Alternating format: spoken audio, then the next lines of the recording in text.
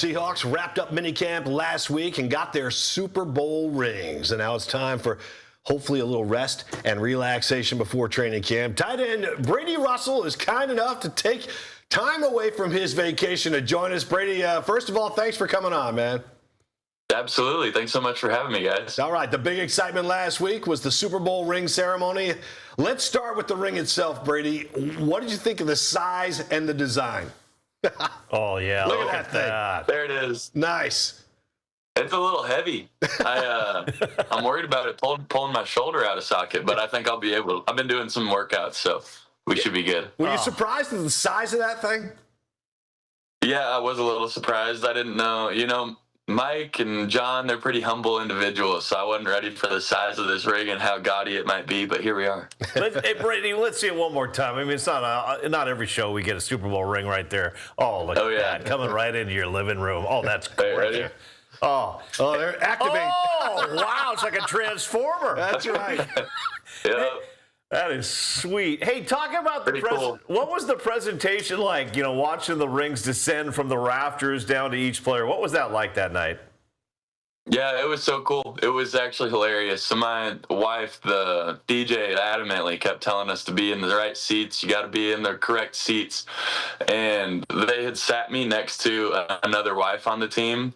And my wife was on the edge of the table, and I'm not that social. I might seem really social, but so I switched seats with my wife, and then as we're sitting there, the rings start lowering from the roof. So it was lowering in front of my wife. So we probably should have been in the correct seats, but it was pretty sweet. We couldn't believe it. The music starts playing, and you're kind of sitting there, and you don't really notice anything's going on. And you look up, and they're just floating down slowly from the roof, and you're like, "Oh my gosh, the rings are up there!" So, and you had no idea as players, did you? Oh no clue. We're all just hanging out, having a good time. There's guys shadow boxing in the room, like you heard about all year. There's guys just catching up, taking pictures, seeing old teammates that came back into town. So it was really cool. But yeah, it was super fun. Yeah, very cool. All right, winning the Super Bowl, Brady, makes for a shorter offseason. Did anything stand out during the OTAs and minicamp to you? I think the thing that stood out the most was how sharp we were from the start. Last year was such a learning curve with a totally brand new system and brand new offense. But this year, like, we came out from day one of practice, and I felt like, I mean, there's details you got to hone in for sure when you have 3 months off, but we were leaps and bounds ahead of where we were last year. And it just makes me excited for how much better of a team we could be this year than last year. Yeah, I know fans are going to be excited to hear that from you. And head coach Mike McDonald, he came up with the phrase recently, "Run it forward." What does that mean to you, and how much did that help the players get the right mindset as you prepare for the new season? Yeah, I think it helps so much. Because run it back can make it feel like you're trying to replicate everything you did last year, make it feel like you're trying to do all the same things and hold the same standards and do all the same stuff. But like, we're a process-oriented team, so we want to do everything better, and we want to get better, and we want to climb, and we know we can be a better team than we were last year. We had a lot of ways we fell short, and we still won the Super Bowl. So it's just unbelievable to think about, like, what could come if we run it forward and we keep building on the foundation we've already set. I think that's what's so exciting about that term, run it forward, and it speaks so well to who we are, worrying about the process and not worrying about the results. You know, we hear a lot about Mike McDonald. How do you describe him and the way he goes about his business? Yeah, I think the best way to describe him would be loose and focused. Like, that's something he claims, but he really lives it. Like, he's locked in. He knows the details of every game, and he knows what he's going to call, when he's going to call it. He knows who should be doing what on the field. But, like, from his demeanor, you would never tell that. Like, he's loose, he's ready, he's joking around, he's having fun. Like, he's really fun to play for. So I love being around him.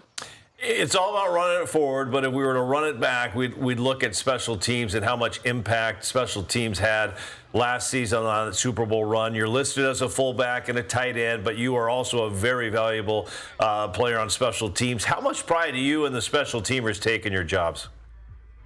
Yes, sir. Yeah, we take so much pride just because you can tell when you watch tape that most teams, their special teams players don't take the same kind of pride of their special teams as they do their offensive and defensive positions.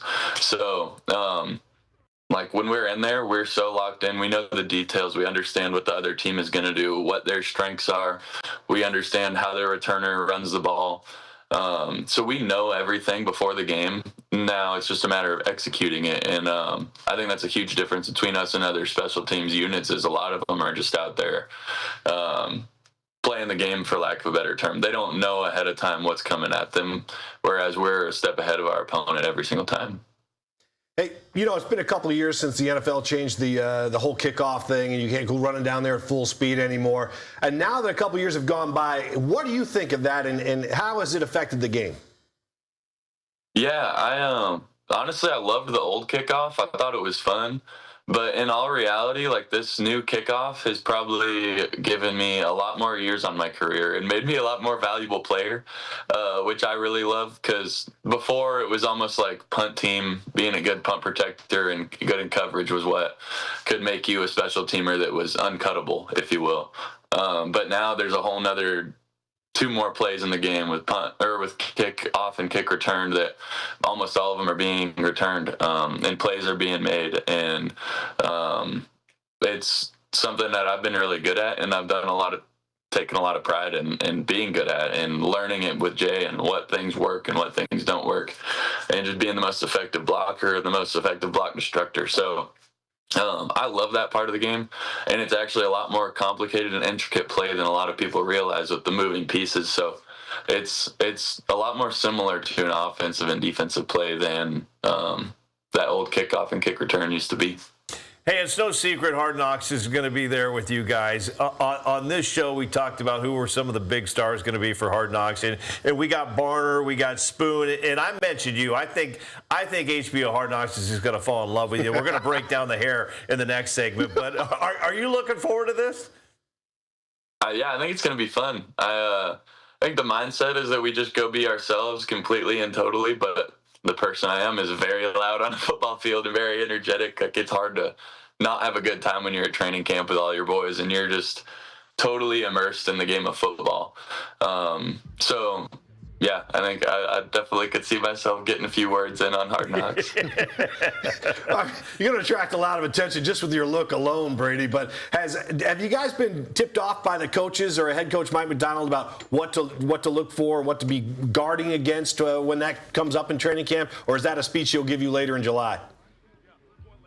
Yeah, he did talk to us about it and gave us a little warning about being ourselves and not being something different for the camera and not getting distracted by storylines and not trying to be something that you aren't. Like he said, at the end of the day, you just want to show the world like who you are and what we are and the culture that we've built and the foundation that we've established here in Seattle. So the only way to do that is to completely and totally be ourselves, whether it's in the meeting room, on the field.